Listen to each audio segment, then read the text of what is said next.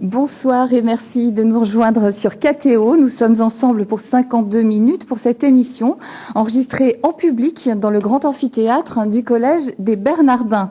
Engagement humanitaire, associatif et politique, de nombreux citoyens revendiquent aujourd'hui l'héritage humaniste issu des Lumières. Cet humanisme semble coupé pourtant de son origine théologique, et pourtant les idées modernes de transformation du monde trouvent principalement leur source dans le judéo-christianisme.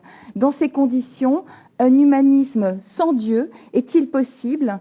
Telle est la vaste question posée à nos deux invités de ce mardi des Bernardins. Et ces invités, évidemment, je vous les présente tout de suite. Jean-Claude Guilbeault, bonsoir.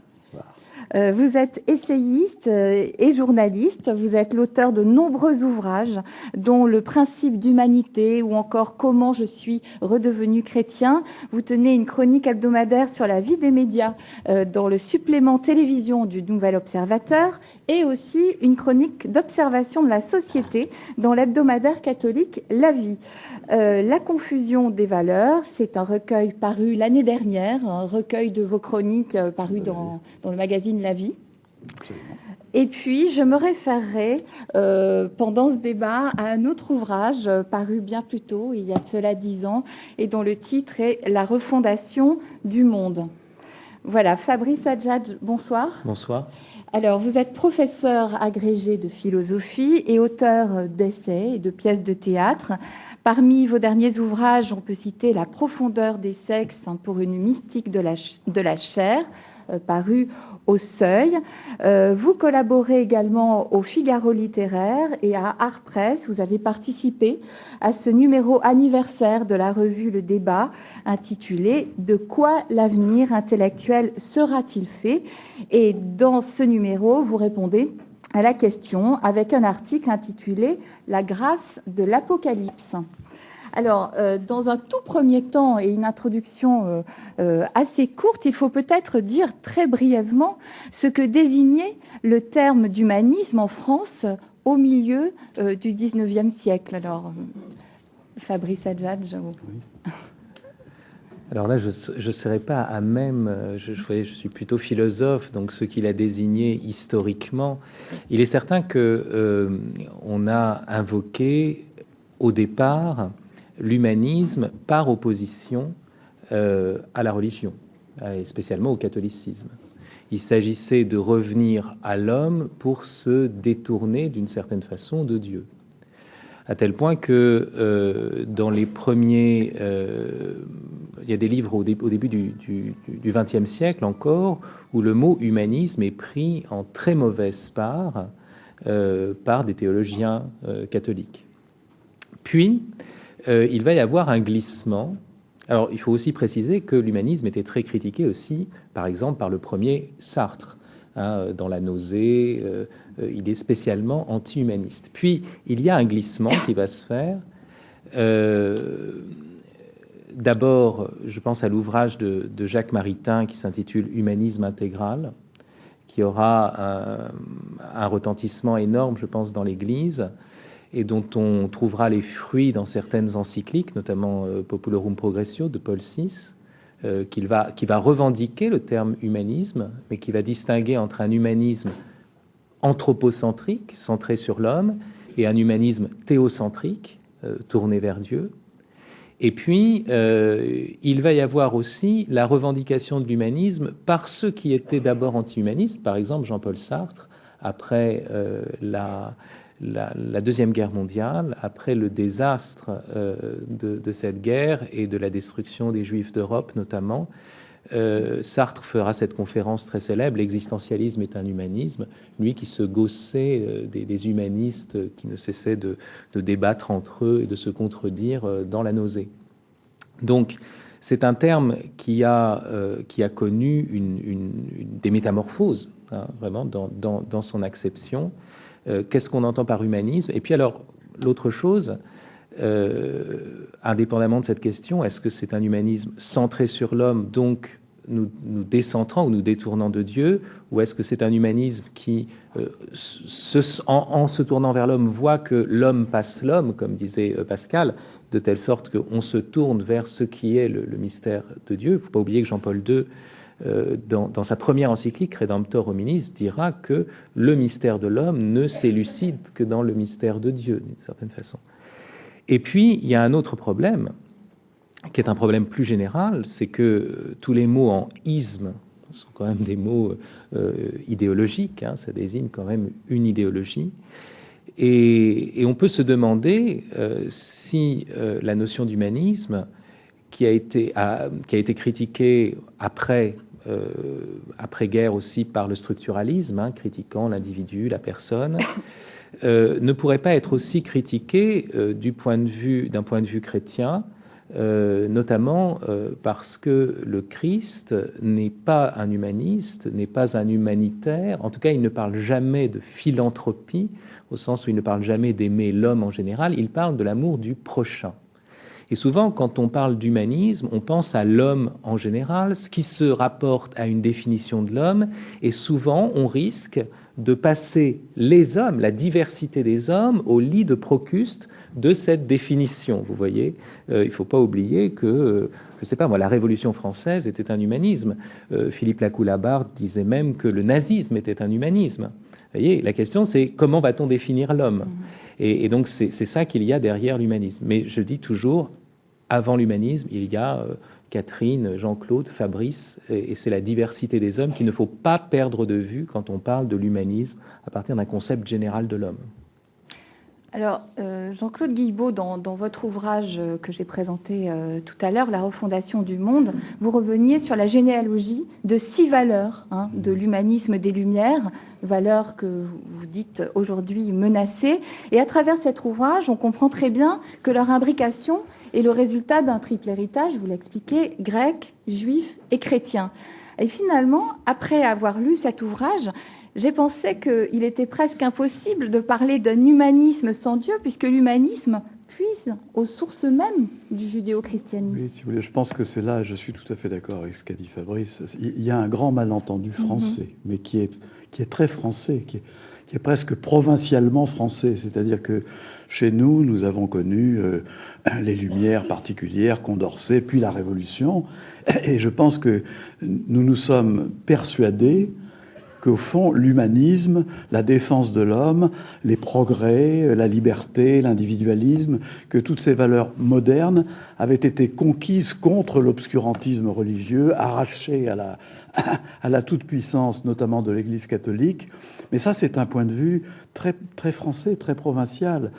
Autrement dit, nous avons désappris ou nous avons oublié qu'en définitive, on peut très bien expliquer que les Lumières sont dans le prolongement du christianisme et qu'elles ne s'expliquent pas, en tout cas les valeurs dont elles se disent porteuses, elles ne s'expliquent pas sans l'enracinement qui les fonde. Et voyez-vous, quand on est dans le monde anglo-saxon, ça paraît tout naturel. Par exemple, de concevoir que la démocratie, que l'aspiration à l'égalité, que l'aspiration à la liberté, que tout cela est dans le prolongement du message évangélique. Chez nous, je pense que c'est quelque chose qu'il faut que nous réapprenions, parce que nous sommes un petit peu obscurcis par les polémiques. Et j'ajouterais une chose, Fabrice a raison aussi de dire que ce mot a été tellement, et depuis l'origine, tellement instrumentalisé, tellement banalisé, tellement employé à toutes les sauces, aussi bien en effet par Jean-Paul Sartre que bien d'autres, jusqu'à il y a une vingtaine d'années, vous aviez du mal à trouver quelqu'un dans notre pays qui ne se dise pas humaniste. Enfin, je veux dire, dans les débats politiques, je cherchais bien. Si vous trouvez un homme politique qui commence son discours en disant « je ne suis pas humaniste », ça n'existe pas. On était humaniste de l'extrême gauche française jusqu'à M. Le Pen, il n'y a aucun problème. Donc c'était un mot qui n'avait plus de sens. Il en retrouve un aujourd'hui. C'est-à-dire qu'il retrouve un sens comme une ligne de défense. Pourquoi ? Parce qu'il y a, ça fait maintenant une quinzaine d'années, mais le mouvement gagne en puissance et en influence. Un mouvement est né, notamment à la suite des révolutions technologiques, génétiques, etc., que nous vivons, qui se revendique lui-même comme transhumaniste ou comme post-humaniste. C'est-à-dire qui entend s'affranchir des valeurs qui fondent l'humanisme traditionnel. Alors du coup, l'humanisme retrouve tout son sens. Si vous lisez d'un peu près les textes, j'invite nos amis qui sont sans doute branchés sur Internet à aller par curiosité lire les blogs ou les textes qu'on trouve sur les innombrables sites du transhumanisme. Vous aurez la chair de poule, puisque au fond, ces gens récusent toute différence entre l'homme et la machine, toute différence entre l'homme et l'animal, etc. Il y a une volonté délibérée et qui se dit nietzschéenne, encore que ça mériterait d'être regardé de près, qui revendique délibérément le droit de s'affranchir de la particularité humaine. Donc ça devient, au fond, l'humanisme redevient, et j'en suis tout à fait heureux, redevient un territoire de combat. Oui, et d'ailleurs, vous parlez de renouer ce fil de l'histoire, mais vous préférez parler de refondation et non pas de restauration de ces valeurs-là, tout de même. Hein. Non, mais je vous prends un exemple simple, parce que moi, j'avais en effet choisi 6 valeurs simples, parce qu'au départ, ce livre qui, finalement, est maintenant plusieurs années de travail, mais au début, ma démarche était toute simple. J'avais la conviction que nous vivions depuis quelque temps des temps apocalyptiques, en effet, c'est-à-dire que nous vivions une période, plus qu'une période de mutation, une période, ce que le philosophe allemand Karl Jaspers appelait un moment axial, une période axiale, c'est un moment où l'histoire des hommes basculait sur son axe. Et c'est vrai que nous vivons quelque chose dont la plupart de mes concitoyens n'ont pas pris véritablement conscience.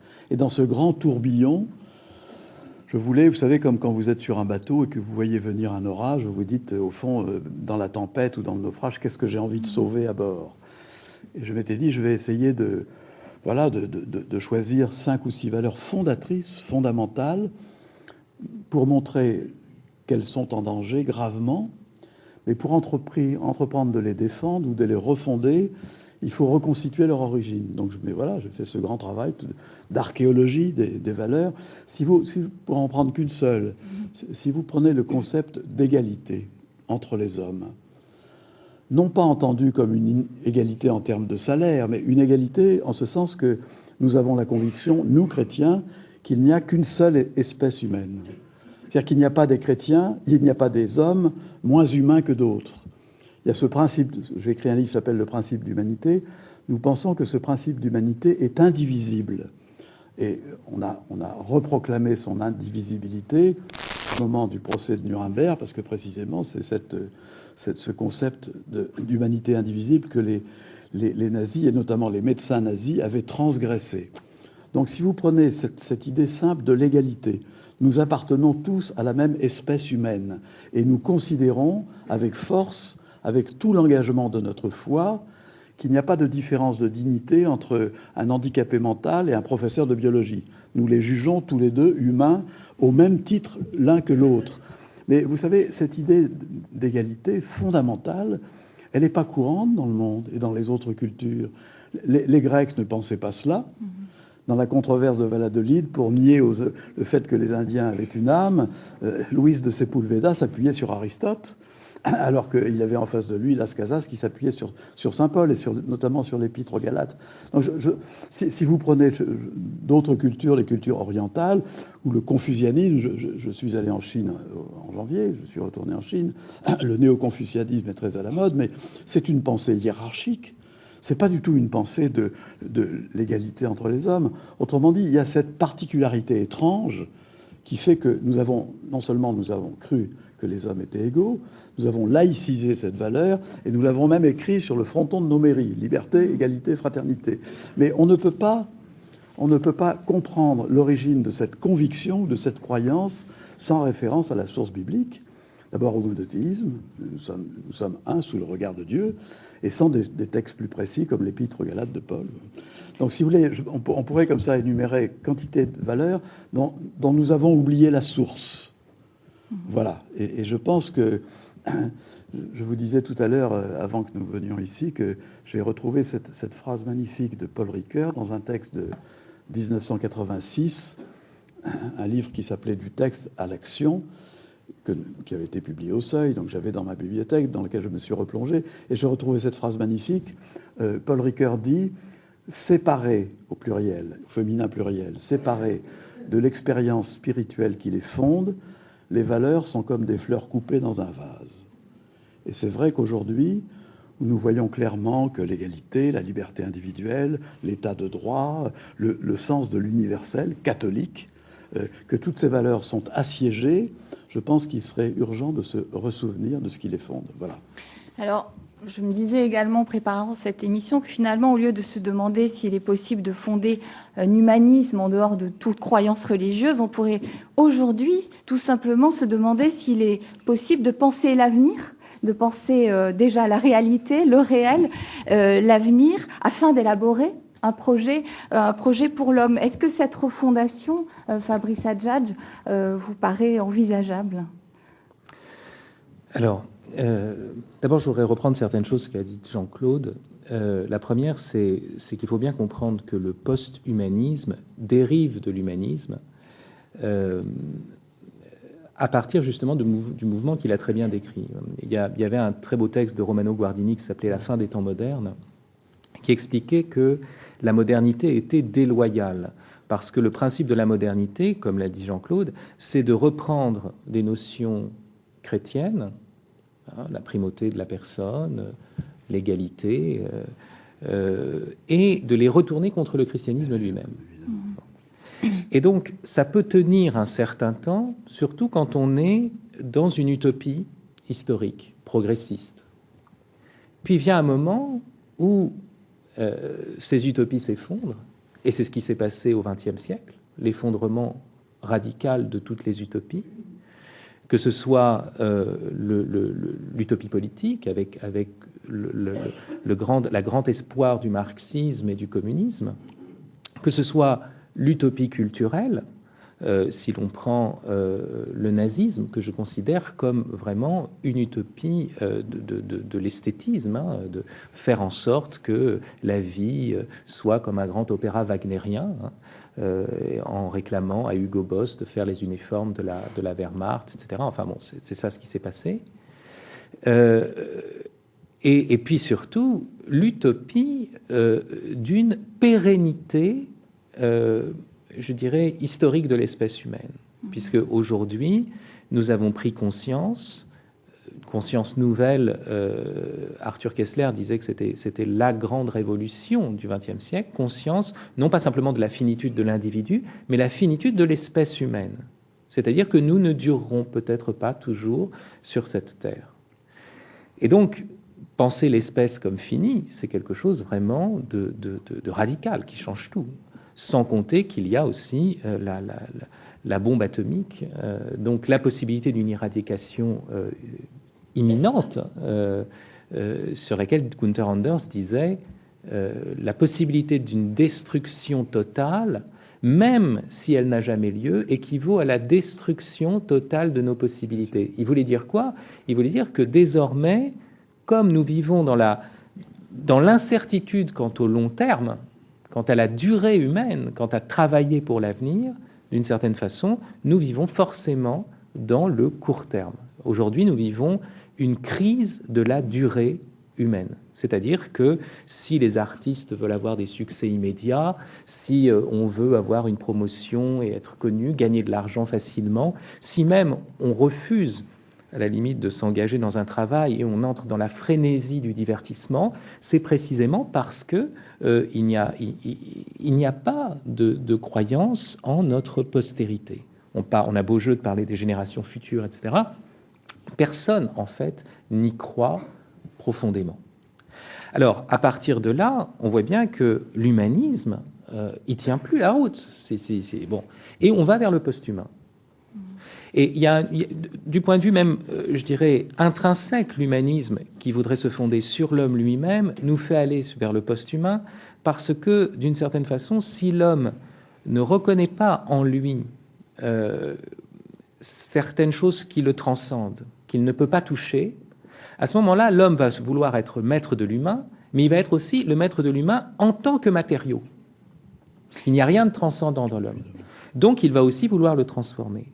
Et c'est ce dont a parlé Jean-Claude à propos des technologies, mais il faut bien voir que le post-humain actuel, c'est pas simplement la technique, c'est pas simplement le transhumanisme.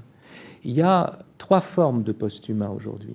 Et ce qui est très intéressant, comme toujours dans l'erreur, si vous voulez, qu'est-ce qui fait qu'on a du mal à en sortir? C'est qu'on a un système d'erreurs contraires qui se contredisent. Et alors on peut rester dans l'erreur parce qu'on dénonce toujours l'erreur d'en face. Et qu'est-ce qu'on a? On a deux postures qui sont les plus courantes pour nous.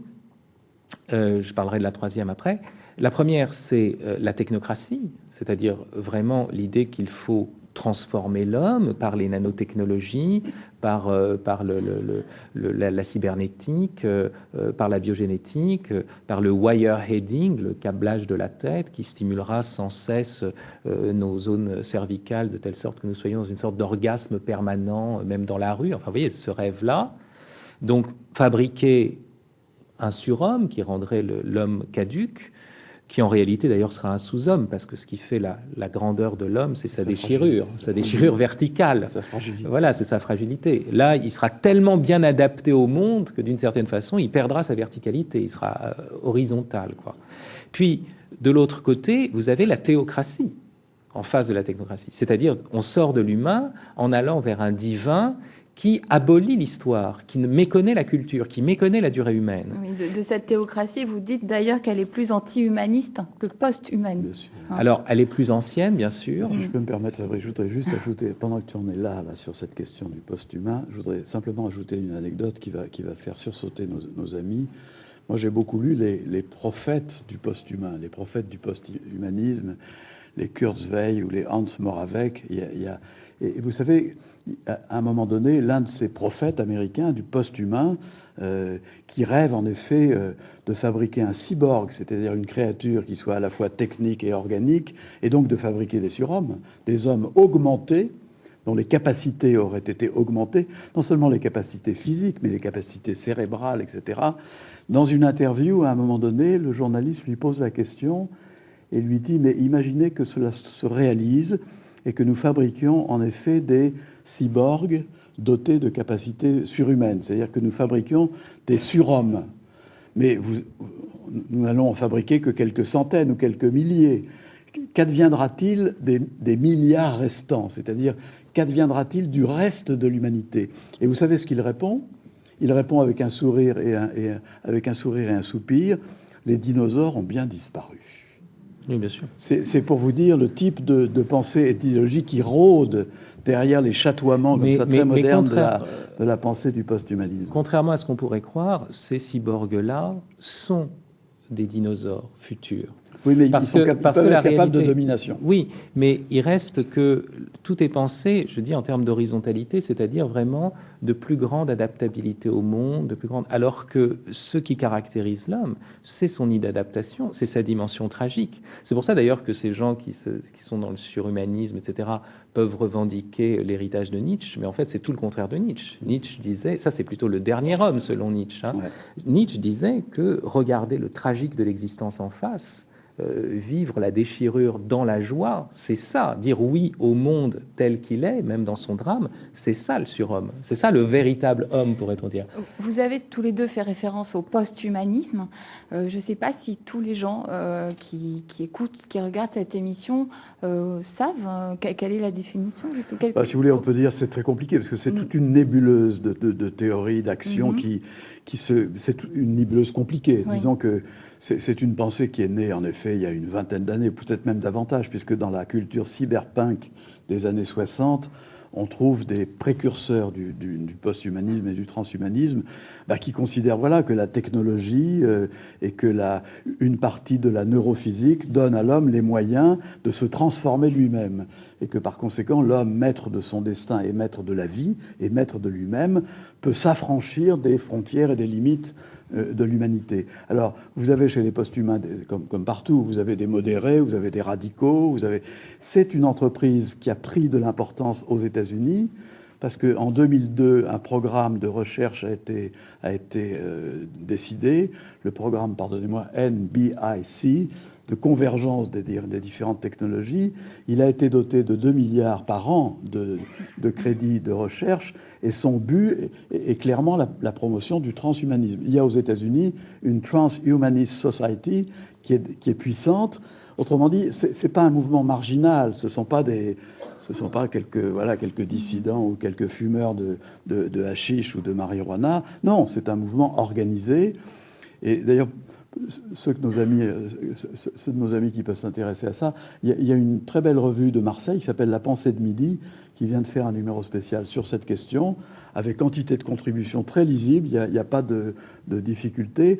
Moi, ce qui m'effraie, c'est que je vois que certains de nos scientifiques, notamment dans cette revue, il y en a un que je connais bien, qui est un de nos grands biologistes, se laissent séduire par ce discours. Parce que ce discours avance, comme toutes les idéologies, drapé de bons sentiments. C'est-à-dire, au fond, vous n'allez pas refuser qu'on améliore la capacité des humains, vous n'allez pas refuser qu'au fond, on prolonge la vie. Et puis, il y a des fantasmes dans ce mouvement qui sont des fantasmes d'immortalité, c'est-à-dire... Et aussi, il y a un mouvement aux États-Unis qui s'appelle le mouvement abolitionniste, qui est le mouvement pour l'abolition de toute souffrance. C'est assez étonnant. Et le mouvement pour l'abolition d'enfants, c'est-à-dire no child. Il y a un mouvement très puissant, arrêtons de faire des enfants. Et ce qui est intéressant, c'est que l'abolition de la souffrance, il y avait un très beau texte de C.S. Lewis qui s'appelle « Le problème de la souffrance », où il dit que si Dieu a permis un monde où pouvait y avoir de la souffrance, c'est précisément parce que c'est un monde où les âmes peuvent se rencontrer. La possibilité de la souffrance, de supporter, d'être face à... C'est aussi la possibilité de s'ouvrir à l'autre. Quand je rencontre quelqu'un, j'éprouve souvent une contradiction, je pâtis de cette rencontre pour entrer éventuellement dans la résurrection d'une communion avec l'autre. On pourrait dire que toute rencontre est comme un petit triduum pascal. Je suis d'abord blessé, transformé, je passe par une mort et je revis. Et donc, abolir toute souffrance, c'est finalement créer des êtres qui vont vivre dans des bulles, dans une sorte d'onanisme post-humain. Alors, j'aimerais justement, Fabrice Hadjadj, que vous repreniez un petit peu le fil de la réflexion que vous avez engagée. Oui, parce que Jean-Claude insiste beaucoup sur l'aspect technique, mais il y a d'autres formes. Il y a l'aspect fondamentaliste. Une remarque pour rendre hommage. Moi, je rends hommage et je suis très intéressé et très admiratif du travail que fait Fabrice, et d'ailleurs un petit peu autour de ça que nous nous sommes rencontrés, pour réhabiliter une mystique de la chair, c'est-à-dire au fond pour réhabiliter l'incarnation, pour nous rappeler que nous, chrétiens, nous sommes dépositaires de quelque chose de fondamental, c'est l'incarnation, c'est-à-dire le Verbe s'est fait chair. Pourquoi ?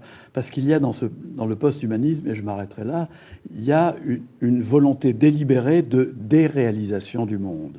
Et il y a même ce profil à travers les textes qu'on peut lire, une haine du corps, une haine de la chair, parce que le corps est le symbole de la finitude. Il y a ces rêves fantasmatiques et de la vulnérabilité. Ce qu'on appelle l'uploading, c'est-à-dire si on pouvait télécharger le cerveau humain sur une disquette d'ordinateur, on accéderait à l'immortalité. Donc au fond, il y a une forme de nouvelle gnose, qui passe par le dégoût du corps. Et paradoxalement, cette pensée moderne qui croit être exalter le corps, en fait, elle le hait. Voilà. Et c'est pour ça que je disais, le post-humanisme, c'est sûr que c'est sortir de l'humain, et il y a trois façons d'en sortir, soit en allant vers un surhumain produit par la technique, soit en allant vers une sorte de divin et de foi désincarné, et c'est ça ce que j'appellerais le fondamentalisme, la théocratie, soit aussi, et là on n'en a pas parlé, parce que c'est une forme qui n'est pas nécessairement technicienne, soit en allant en promouvant un retour à la nature. Et ça, c'est la deep ecology. Et donc, il y a ces trois formes, qui sont des trois formes en plus antagonistes. C'est pour ça qu'elles s'entretiennent l'une l'autre. Le théocrate s'oppose au technocrate. Mais le technocrate dit, mais nous avons bien raison, parce que vous voyez, ce sont des fous furieux en face. Et donc, on a d'un côté une sorte de foi irrationnelle qui est confrontée à une rationalité instrumentale, insensée, et les deux s'entretiennent. Et d'ailleurs, au sujet de cette fameuse deep écologie, qui propose de rêver contradictoirement un Éden sans homme, lorsqu'on ne croit plus en la durée, il ne reste que l'instantané et l'au-delà. C'est ce que vous dites au sujet de ce mouvement qui est voilà. important aujourd'hui. Et alors, la technocratie, c'est la jouissance instantanée. S'il n'y a pas de souffrance, c'est qu'il n'y a pas de patience et qu'il n'y a pas d'ouverture à une joie plus haute. Il n'y a pas d'attente, pas d'espérance. Donc c'est vraiment la destruction en fait de la joie. C'est ça qu'il faut bien voir. Le culte de la jouissance immédiate, c'est la destruction de l'ouverture à une joie inattendue, puisque tout est planifié et tout est laborieux. Donc, vous voyez, c'est ça qu'il faut bien comprendre. Et puis de l'autre côté, l'au-delà, bah oui, c'est le mépris, c'est une foi désincarnée. Et la foi désincarnée, il faut bien voir que le fondamentalisme, c'est pas un danger simplement lié à l'islam ou même aux évangéliques. Ça peut contaminer les catholiques ici et maintenant, c'est-à-dire de perdre de vue, par exemple, le fait que la foi doit envahir toutes les dimensions de la vie humaine, aussi bien politique, culturelle, etc. On est toujours en France, comme l'a très bien dit Jean-Claude, on a une pensée séparatiste. Depuis la loi de 1905, ça nous est rentré dans la tête, on est devenu schizophrène, et alors on se dit, voilà, on a la foi, alors c'est dans un coin de notre tête, hein, et puis la question c'est, ah oui, mais maintenant, comment vivre la foi avec la sexualité? Comment vivre la foi avec le politique? Comment être chrétien? Et ah oui, on va s'intéresser au monde de la culture, d'ailleurs avec des visions obscènes, je dirais, de racolage, parce qu'on se dit, oui, comment faire pour qu'ils deviennent chrétiens, pour qu'ils s'intéressent à nous, en fait. Alors que c'est pas ça. Je suis chrétien, j'ai une foi, ça prend toute ma vie. Ça me prend par les tripes, par le sexe même. Et c'est une vitalité, et je vais produire de la culture, je vais produire des œuvres. Et voilà, nous, on est dans cette logique-là. Et donc, la question de la désincarnation de la foi, il faut savoir que la foi, le démon à la foi, et qu'une des caractéristiques de la foi démoniaque, c'est que non seulement qu'elle est sans charité, c'est-à-dire je sais qui tu es, je sais que tu es Dieu, mais surtout, elle est sans chair. Elle est sans chair, elle est désincarnée. Et on sent bien que le fondamentalisme a le mépris du corps. Oui, bien sûr, et puis on pourrait ajouter à ce que dit Fabrice, qui est très juste, enfin c'est d'ailleurs une autre manière de dire la même chose, c'est que nous-mêmes catholiques, nous sommes tous toujours tentés de vivre la foi, ce que j'appellerais la foi citadelle, c'est-à-dire la foi barricadée, la foi comme un donjon qui se met à l'abri de tout ça, et c'est-à-dire de vivre la foi comme une identité. Je suis chrétien et je m'enferme dans mon identité chrétienne. C'est-à-dire récuser ou refuser ce qui pourtant, à mon avis, chemine depuis 2000 ans dans notre histoire.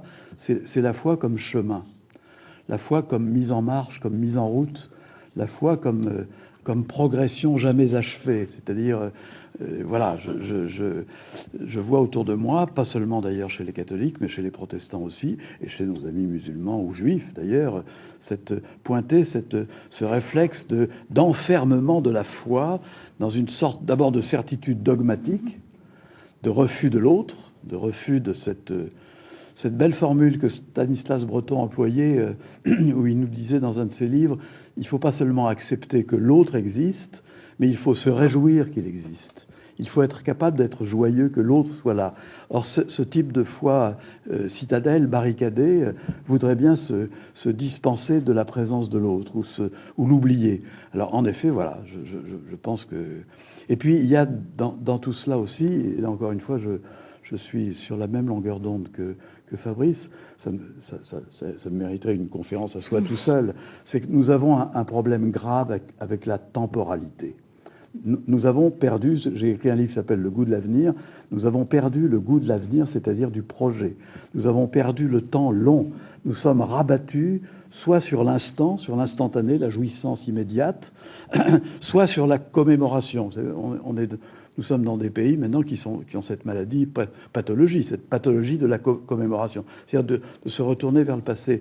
Nous avons oublié ce que nous avions entre les mains et qui, à mon avis, a fondé une bonne part de l'Occident contemporain, qui d'ailleurs, c'est la part juive de notre héritage, c'est le messianisme, c'est-à-dire c'est l'idée, il y a dans le Talmud cette phrase magnifique, il n'y a pas de destin pour Israël, ou bien cette autre phrase, souviens-toi du futur, c'est-à-dire que nous ne sommes pas dans le temps circulaire, dans la répétition, dans le recommencement, nous sommes dans une démarche droite, pour nous le temps est droit. Le temps est enraciné dans une mémoire, mais il est orienté vers un projet, vers un avenir. Et aujourd'hui, je pense que nos sociétés modernes sont malades, mais malades jusqu'à l'os de la temporalité. Je sais que cette question du temps, elle est importante également dans ce que vous pensez aujourd'hui. Oui, la question, c'est qu'est-ce qui va fonder aujourd'hui ce goût de l'avenir. En tout cas, on a l'impression qu'il n'y a plus aucun espoir mondain qui puisse le fonder. et que c'est comme si on était acculé à reconnaître le poids humain, justement, de l'espérance théologale. Mais je voudrais revenir sur la question de l'humanisme, parce qu'on est en train de parler plus largement. D'abord, il faudrait que l'humanisme soit non idéologique. Et pour que l'humanisme soit non idéologique, il faudrait reconnaître, effectivement, comme le disait Jean-Claude, « Je suis heureux que tu existes », de n'importe quel homme, et quelle que soit sa condition, même si c'est un handicapé mental, même s'il est difforme, même s'il est... ou même s'il est grand chef d'entreprise, ce qui peut être encore plus difficile pour le rendre aimable. Donc, en ce moment, oui. Alors, vous voyez, donc c'est pas ça, c'est le point décisif. Swift disait que justement, il n'aimait pas l'homme, mais qu'il aimait Pierre, Paul, Jacques. Voilà. Et puis, on voit bien la difficulté de ça, parce que c'est une parole que reprend Dostoïevski. C'est une parole d'Ivan Karamazov. Il dit, mais moi j'aime l'humanité, mais alors dès que je suis dans une pièce avec quelqu'un et qui se met à tousser, par exemple, pendant toute la journée, il m'est insupportable. Et il dit, mais le Christ demande d'aimer le prochain. Or, c'est précisément celui qu'on ne peut pas aimer, le prochain. Vous voyez, c'est-à-dire celui qui est là, devant moi, qui m'est antipathique, qui pue. Voilà, c'est celui-là. Ça, c'est mon prochain. C'est celui qu'on voit d'ailleurs dans la parabole du bon samaritain. Donc, vraiment, l'enjeu, c'est de croire que celui qui est en face de moi, celui qui arrive devant moi, eh bien, il m'a été prédestiné. Voilà, que je suis ici, il y a des spectateurs qui nous voient, etc. Notre rencontre, la rencontre de nos visages, ma rencontre avec vous, Catherine, ce soir, a un sens. Mais ça suppose que je crois en une providence. Ça suppose que je crois en un créateur. Ça, c'est la seule manière de fonder un humanisme, je dirais, positif. De la même façon que pour être matérialiste, il faut croire en Dieu. Parce qu'un vrai matérialiste, s'il aime la chair, il faut aimer la chair dans son donné, la matière dans son donné. Il faut croire que le corps tel qu'il m'est donné, il a une grande raison, comme disait Nietzsche, la grande raison du corps, qu'il est aussi spirituel, qu'il a quelque chose à me dire, donc qu'il est l'œuvre d'un esprit. Sinon, je vais considérer comme un matériau. Et aujourd'hui, ceux qui prétendent affirmer le corps d'être dans le culte, en réalité, prennent le corps pour un matériau et veulent le transformer. Donc ça, c'est le premier point. On ne peut fonder un humanisme concret que par rapport à une foi en un créateur. La deuxième chose, c'est que il faut croire que ce créateur est venu à créer l'homme par amour pour l'homme et par amour même pour sa dimension temporelle. C'est-à-dire que ça pose la question de savoir si c'est seulement par notre âme et nos facultés supérieures que l'on participe à la divinité, ou si c'est aussi par notre corps et par notre temporalité. Vous savez que les théologiens catholiques rappellent que même dans la vision béatifique, même dans la vie éternelle, la temporalité n'est pas abolie. Il y a encore des événements au ciel. Et ça n'a rien à voir avec l'idée d'une entrée dans une éternité qui nous dissoudrait complètement, qui dissoudrait à la fois la personne, comme j'ai dit précédemment, mais aussi sa dimension temporelle. Donc ça, c'est la condition pour entrer dans un temps long. Et puis la troisième chose, c'est que si on doit penser l'humanisme à partir du christianisme, il y a un seul endroit où on nous dit « voilà ce qu'est l'homme ». C'est lorsque Pilate présente le Christ à la foule, et que c'est l'homme défiguré, l'homme flagellé, l'homme tourné en dérision, l'homme... Et ça, voilà, c'est cet humanisme-là, on va voir. C'est-à-dire que celui qui est le plus défiguré, c'est lui qui est l'homme. Et c'est pas celui qui justement flatte la foule. Celui qui meurt, qui est déchiré par amour pour ses bourreaux, celui-là, c'est l'homme. Et donc on voit bien que on n'est pas du tout dans l'humanisme gentillet, l'humanisme utopique, l'humanisme. Et c'est pour ça que l'humanisme chrétien, théocentrique, a quelque chose d'insoutenable. Il faut quand même le reconnaître. Voir cet homme défiguré en face, ça nous renvoie, nous, à nos propres limites et à notre propre inhumanité. Et c'est ça qui est insoutenable. C'est pour ça qu'on a envie de le taper encore, cet homme. Vous rappelez d'ailleurs dans ce fameux article que l'Église, et vous citez d'ailleurs Paul VI, est experte en humanité. C'est cette attention, cet engagement auprès de l'autre, de l'individu Oui, mais Fabrice a raison. On a tendance à oublier que sur ces questions-là et sur quelques autres, le message évangélique, ce n'est pas du sirop d'orgeat, mais c'est plutôt de la nitroglycérine. C'est-à-dire qu'il y a quelque chose de radical et d'explosif dans ce message dont nous sommes porteurs. Et on le sent bien à vous lire tous les deux. Et nous avons probablement un peu oublié cela. C'est-à-dire que nous avons glissé, ou certains de nos amis, nos familles, nous avons glissé dans un christianisme d'habitude, enfin de répétition, de récitation. On a arrondi les bords de la croix. On a arrondi les bords, et puis on les a répétés. Et puis on a répété des formules sans nous interroger sur leur sens. Et on les répète, on les transmet sans comprendre ce qu'elles signifient réellement, quoi. Quand sur la croix, Jésus dit « Mon Dieu, pourquoi m'as-tu abandonné ?» on lit, on répète cette formule sans comprendre qu'elle est fondamentale, puisqu'elle définit, enfin à mes yeux, c'est une interprétation dont je prends la responsabilité, elle définit l'incarnation de Jésus. C'est-à-dire que c'est pas comme dans la mythologie grecque, c'est pas un Dieu qui est venu se balader parmi les vivants et puis qui retourne ensuite dans le paradis et dans le pays des dieux. C'est un Dieu devenu homme intégralement. C'est-à-dire que pour être devenu homme intégralement, il est capable de souffrir comme l'homme, y compris de souffrir du sentiment d'abandon. Autrement dit, il y a cette magnifique radicalité de cette simple phrase, moi qui me bouleverse quand je la lis. Voilà un exemple de choses que nous avons pris l'habitude comme ça de répéter, comme si c'était sans nous interroger. On pourrait citer comme ça quantité de pages ou de passages du message évangélique. En effet, on a arrondi, on a raboté, on a rendu plus soyeuse, plus confortable la croix. Mais elle n'est pas confortable. Justement, est-ce qu'il ne pour s'agit la modernité, pas, en tout cas, elle n'est pas de confortable. s'emparer de ces valeurs, justement, et d'essayer de transformer le monde grâce à ces valeurs? Vous parliez de fondamentalisme tout à l'heure, et ça évoquait l'idée de liberté. La liberté, c'est une idée qui a été également forgée. Vous savez, s'emparer des valeurs, c'est une expression Oui, qui m'inquiète un peu. S'emparer des valeurs comme d'une épée, quoi, ou d'un fanion pour les agiter au-dessus de ta tête. Moi, je crois qu'il y a des centaines de milliers de gens en France qui vivent ces valeurs, mais qui les incarnent, qui organisent leur vie autour d'elles. Et je pense que c'est à ces gens dont, d'ailleurs, entre parenthèses, les médias ne parlent jamais, qui sont dans l'ombre, qui sont hors champ, dans le hors champ du discours quotidien, qui permettent en grande partie, d'ailleurs, à la société française de tenir encore debout. Moi, je pense que c'est ces gens vers qui va toujours mon admiration, mon amitié et mon estime. Et c'est dans le rapport que nous entretenons avec nos enfants. Fabrice en a 5, moi j'en ai 4, je m'excuse, j'ai pris un peu de retard. Mais dans le rapport que nous entretenons, disons, avec les jeunes, vous savez, nous chrétiens, quand on parle aux jeunes sous la forme de leçons de catéchisme, ils n'entendent pas ça. Et ils ont raison de ne pas l'entendre, parce que cause toujours, tu me parles, quoi. Mais quand on leur parle ou quand on témoigne par la manière dont on vit, alors là, tout d'un coup, vous savez ce qu'ils disent, les lycéens? Ils disent, alors là, monsieur, total respect, quoi, dans le jargon lycéen.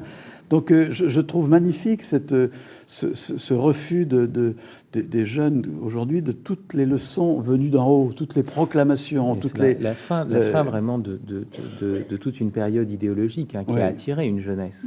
Mais il y a eu l'effondrement de ça, et voilà, justement, le Verbe s'est fait chair. La vérité, c'est une personne. C'est pas simplement un concept général. Le christianisme nous enseigne, et le judaïsme aussi, profondément, de toute façon c'est la prolongation, la supériorité du nom propre sur le nom commun. Bien sûr.